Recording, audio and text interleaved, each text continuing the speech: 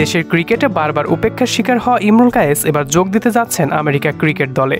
অভিমান করে দেশের ক্রিকেটকে জানাতে যাচ্ছেন বিদায়, এমনটাই শোনা যাচ্ছে। তবে ঘটনার সত্যতা কতটুকু রয়েছে এমন প্রশ্ন। দেশীয় ক্রিকেটে একজন উপেক্ষিত এবং অবহেলিত ক্রিকেটারের নাম হতভাগা ইমরুল কায়েস, যাকে কিনা সবসময় গণনার বাইরে রাখা হয়। সবাইকে নিয়ে বিসিবির মহাপরিকল্পনা থাকলেও ইমরুল থাকেন শুধু পরিকল্পনার বাইরে। অনেক সময় ভালো পারফরমেন্স করেও কখনো নিয়মিত হতে পারেননি দলে। আসা যাওয়ার মধ্যেই তার ক্যারিয়ার এখন পর্যন্ত এগিয়েছে। অনেকজনকে সুযোগ দেওয়া হচ্ছে বারবার এবং বরাবরই তারা ব্যর্থ হচ্ছেন। তারপরও ইমরুলের কথা স্মরণে আসে না কখনো।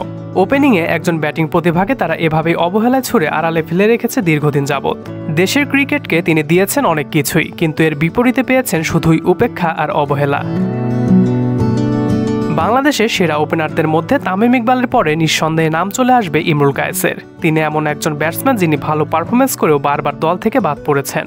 তবে তিনি কেন দল থেকে বাদ পড়েছেন সেই সম্পর্কে ধারণা নেই তার নিজেরও। তবে সম্প্রতি গুঞ্জন উঠেছে বাংলাদেশ ছেড়ে যুক্তরাষ্ট্রের ক্রিকেট দলে যোগ দিবেন ইমরুল কায়েস। সেই প্রসঙ্গে ইমরুল কায়েস বলেন, যুক্তরাষ্ট্রে আমার অনেক স্বজন রয়েছে, তারা আমাকে বলছে যুক্তরাষ্ট্রের হয়ে খেলতে। এমনকি যুক্তরাষ্ট্রের জাতীয় দল থেকেও প্রস্তাব এসেছিল, কিন্তু দেশের প্রতি ভালোবাসা থেকেই আমি রাজি হইনি। এদিকে ক্যারিয়ারের শেষ লগ্নে পৌঁছে গেছেন ইমরুল কায়েস। এখন জাতীয় দলের রাস্তা তার জন্য এক প্রকার বন্ধই বলা চলে। তাই তো হয়তো আর কোনোদিন দেখা যাবে না তাকে জাতীয় দলে।